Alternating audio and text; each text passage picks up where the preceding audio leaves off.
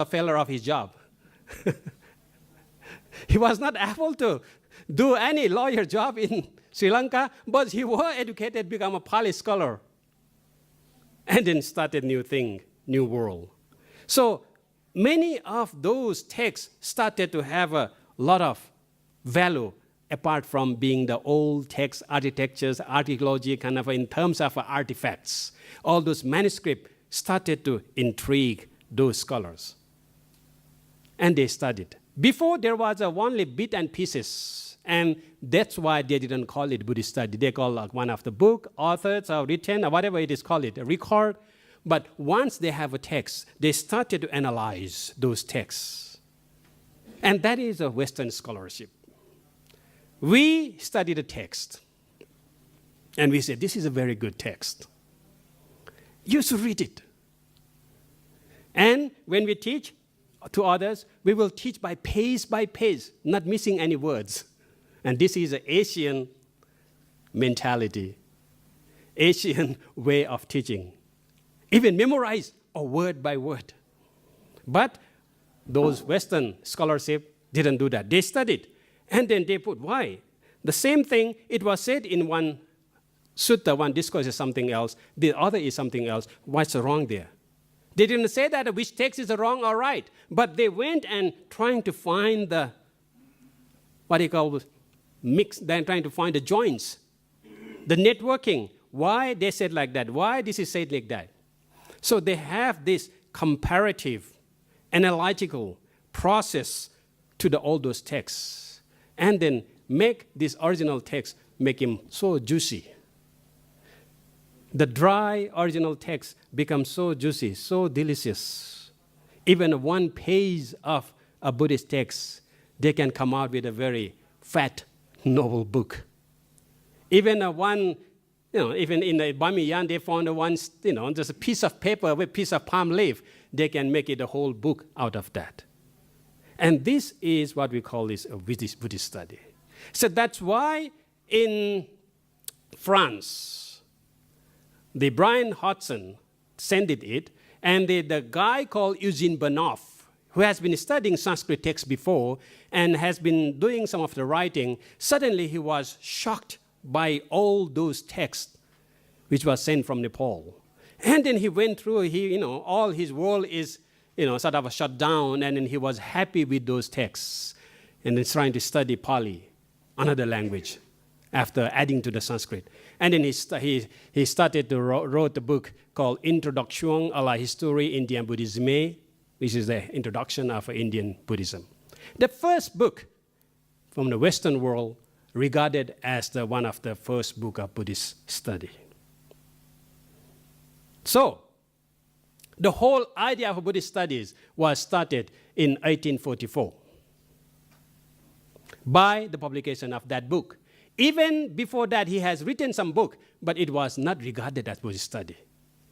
Not only that, there was another book later on about the Pali languages.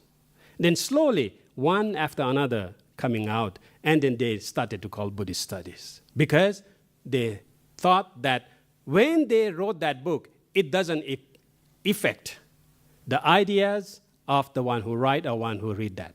It means that it was for pure sake of knowledge. They are just doing the job that, okay, this text, that text, not putting their idea into it. Maybe they put it for sure, I guess, but they call that, no, they are just trying to justify everything text without their personality, without their personal theory, without their personal belief. And that's why it is called Buddhist text, or Buddhist study. And suddenly, the study of Buddhism changed drastically in the West. Suddenly, it's become a very delicious dessert for these Western scholars. And again, if we are talking about the Europe in a sense that England, Professor Rhys Davids happened to be the first chair in Manchester University.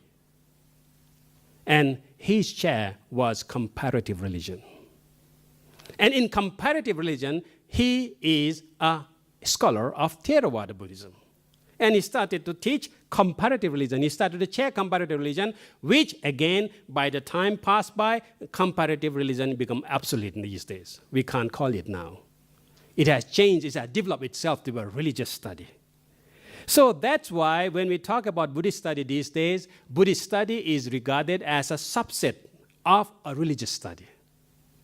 So in a way that when we teach religion, when we teach Buddhism, it is not a sake for a learner to become a religionist, a religiosity, or to believe in a religion, but to let them analyze by themselves about religion.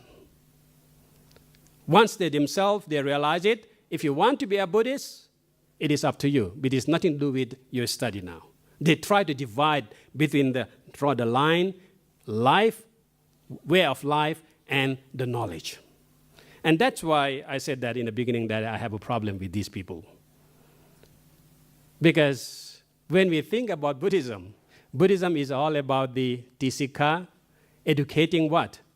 Educating the sila, educating the samadhi, educating the panya. And what is sila, samadhi, panya? Sila is education of society. Samadhi is education of self. Panya is education of intellectual. And what is in total? It is a balancing all those things. Because self cannot be surviving self. You have to live in society. And how you live in society with a balance of intellectual property. So those are the teachings in the Buddha which have to be reflected upon your life. But based on Buddhist studies, in the Western Buddhist studies, it is not. Okay, so this is, I think, only background. That's why I told you that I can go on for the whole semester for this. This is just only about Buddhist studies. So I will just give you a very brief, I think the time is up, so I have a very brief idea as to what is going on. So generally, if we talk about the Buddhist study, if we're talking about in England, for Europe, for example, they divide the Buddhist study into three schools, three group categorized. One is that Anglo-German, which means that English and German sort of stock. And other is a Franco-Belgian. And later on, Ninian Smart started, someone started the Leningrad School. What is these differences? The difference is that the first group, Anglo-German, mostly study in the Pali text. They use most Pali resources. Whereas the Franco-Belgian mostly rely on Sanskrit text. And then the Leningrad, also basically on a Sanskrit text, they also develop so many other kind of regional texts as, for example, Burmese text, Japanese text, and Chinese text, and so on. So these are the three main sort of Buddhist studies those Western scholars divide, categorize.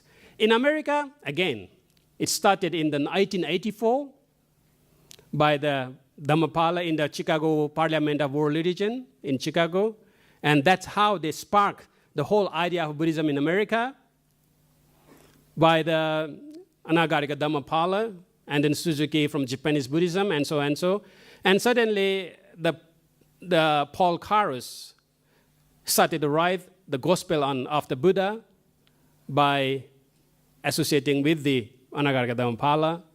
And suddenly the light of Buddhism, brightened up in America. And suddenly, again, there are so many others. Of course, another important is the Olcott. We can't forget that. But those are not regarded as a father of Buddhist study. Father of Buddhist study started to have the very great impact on education and universities. So these days, to keep it very short, these days you have so many other schools and universities. Nowadays in the West, if your university doesn't provide the Buddhist study, it's a very, archaic. It's very not fashionable at all. Nowadays, to study Buddhism is a very fashionable, very new trend in the West. I am a professor, a visiting professor in an American university. And in American university, which is actually Jesuit university even, but my course there, Buddhism, is one of the most money-making course for the university. Because When they knew that I'm going to teach there, within half an hour, my class will be full. Sometimes they will ask that, would you mind open new class? So I was there, and I'm there already. So okay, fine. So I teach the same course again for sometimes 2 classes because they want to open it because the university get money off that. And then my class is very full.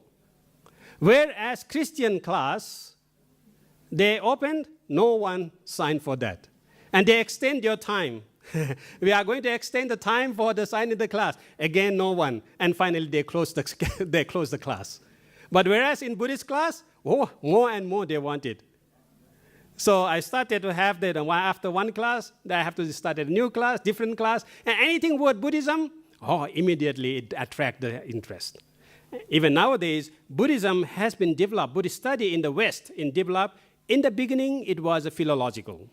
It's based on a language I mentioned. But nowadays, not in a language. The Buddhism has been gone into the every main major subjects. Psychology. I teach in the psychology department as well. And the psychology department in the West say that the psychology wouldn't fulfill unless they take the Buddhist course, you see.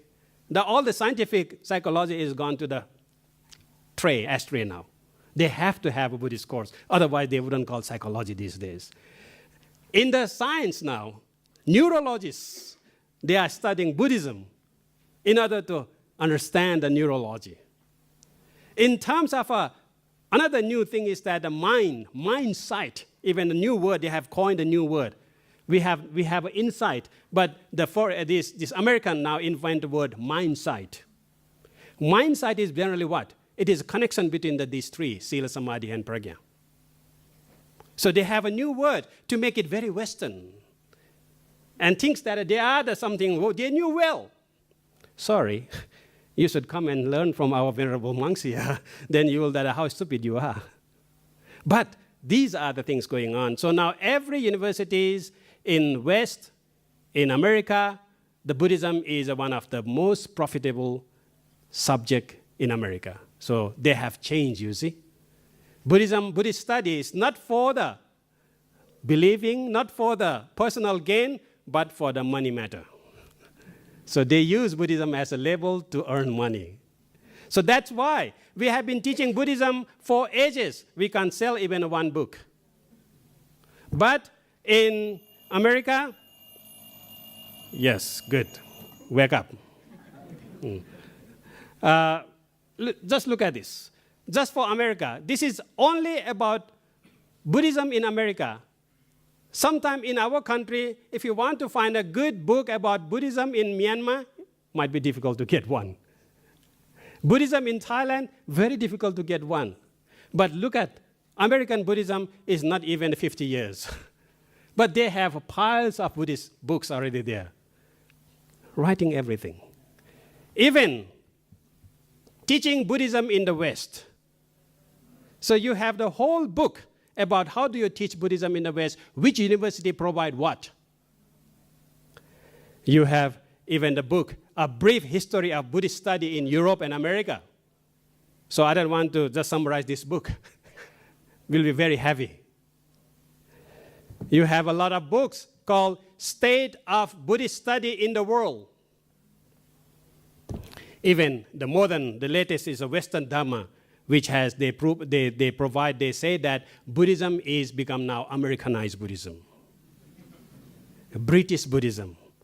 They even disregard us now. They say that Theravada Buddhism is not a pure religion, not a pure Buddhism. Mahayana Buddhism is not pure Buddhism. Buddhism in Myanmar is not a pure Buddhism, not right. The pure Buddhism is American Buddhism now. The pure Buddhism is British Buddhism now. And you have the whole level already. Just like Ambedkar in India called Navayana, Buddhayana, now they have American Buddhism. They can proudly say that this is our religion. Good for them. But they miss a lot by Buddhist study. The technology, the technique, it is good. So just to give a very brief is that you can see that in Switzerland in 1975, they established called International Association of Buddhist Studies. in 1975. And word Buddhist study introduced in our university is all from their sort of influence. Because in Mahamukut, Mahachula, we didn't have a Buddhist study before. We even afraid to call Buddhism. We call Faculty of Philosophy and what? Religion. Just only recently, we started to say that the Faculty of Buddhism. But before not, we call it philosophy. We call it religion. But because all those Western, now they are so proud of calling Buddhism, which gave us some of the braveness to call our religion a Buddhism now. So this is what is the impact of Western Buddhism. So they have now in world, International Association of Buddhist Studies, where they have scholars from all renowned world universities, over 500. Every 2 years they meet each other, and they go and meet each other, over 500 Buddhist scholars. And what they do, they have a Buddhist scholars in every discipline. Buddhism from the science, Buddhism from the archaeology, Buddhism from the history, Buddhism from the sociology, Buddhism from anthropology. Now, every major subject in this world, they can't live without Buddhism. But we, in turn, trying to learn those subjects and leaving Buddhism behind. So, I guess that, I won't go for long, just to give you a very brief idea. So these days, you have those in the world as a European. In America, they have, they have a committee like that, like in Europe, and they gather all their scholarships there, Buddhist scholarship there. They have nowadays, apart from that, even in Britain, they call UK Association of Buddhist Study. Again, if you go to their website, you will see that which university offer what Buddhist course in UK, whole over UK and Ireland. So you have those things already now. It is only shame for us that in our university, in our school, we hardly teach Buddhism, and it is very difficult for us to put Buddhism into the curriculum. Whereas in the West, they are booming at the moment. In schools in the UK, in schools in North America, there are over 200-300 schools. They have Buddhism there. I have a lot of clips I can show, but I wouldn't do that because we don't have enough time. Mindfulness become a new subject for them. In Oxford, they have a mindfulness center now, where they combine neurology, where they combine psychology, where they combine Buddhism to a new subject, and called mindfulness. So I guess that not that long, we'll have a new subject in this world called mindfulness subject. And then mindfulness will what? It is a Buddha. It's a Buddhism. So they will label a new name, and they say that we are the inventor of Buddhism. So this is the influence of Buddhist study in the West. In Oxford, Venerable Dhammasami is a part of that. Started to teach Pali there, and then now started the whole idea of the Oxford Center of Buddhist Study. I just recently helped to set up another first Theravada institutions, Theravada Center in Michigan University. Because generally, otherwise, we'll have a Theravada and have it just Buddhism. We have a Tibetan Buddhism, you have this Buddhism, that Buddhism, Chinese Buddhism, Japanese Buddhism. And in terms of a Thai Buddhism, Myanmar Buddhism, we are not that great enough. It is just a part of an anthropological study. But we were now, with their demand, we were able to set up the Theravada institution as an academic institution under the Michigan University.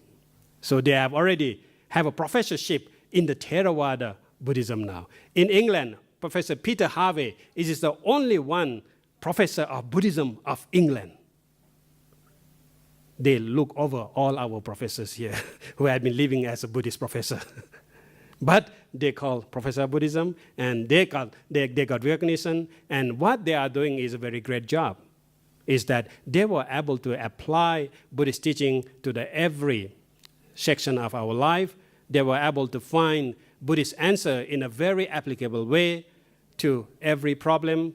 Unlike us, we still have a problem. We put the Buddhist junk part in one way, problem in one way. We said that, you see, there is something there, but we are not able to exactly pinpoint what is the problem, how we solve. But all these Western scholars, when they did that, they throw the Buddhism away, they throw the problem away, they come up with new ideas. So even in politics, the economics, last 2 years, I was invited in the United Nations to teach, to give a keynote for all the scholars and the businessmen about new economic paradigm.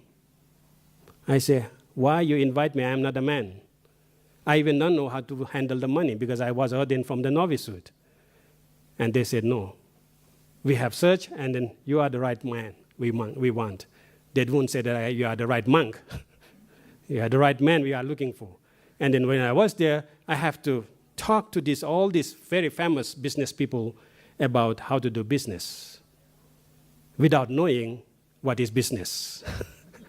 So this is what Buddhism, greatness of Buddhism, and then how the world in the Western world finding that gem, the value of that gem.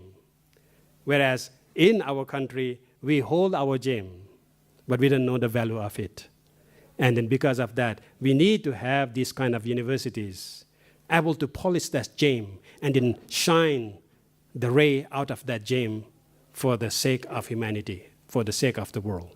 And that's why I salute the attempt of inventing and starting this new university, bringing the strength of the Western approach of education, bringing the strength of our resource and the way of our study, the Eastern, putting together in a one perfections, and which we are really lacking of. Thank you very much, and then hope that this will success and give a real sort of what we call this encouragement for every one of us. Thank you very much. Sadhu. Thank you very much, sir, for enlightening us about Buddhism in America and Europe. Hope we all clear now why Buddhist study and why Buddhist study in the West. And now we are going to the most venerable Dr. Sammasami will present the token appreciation to venerable Dr. Pa Sakaya Visuddhi. Thank you.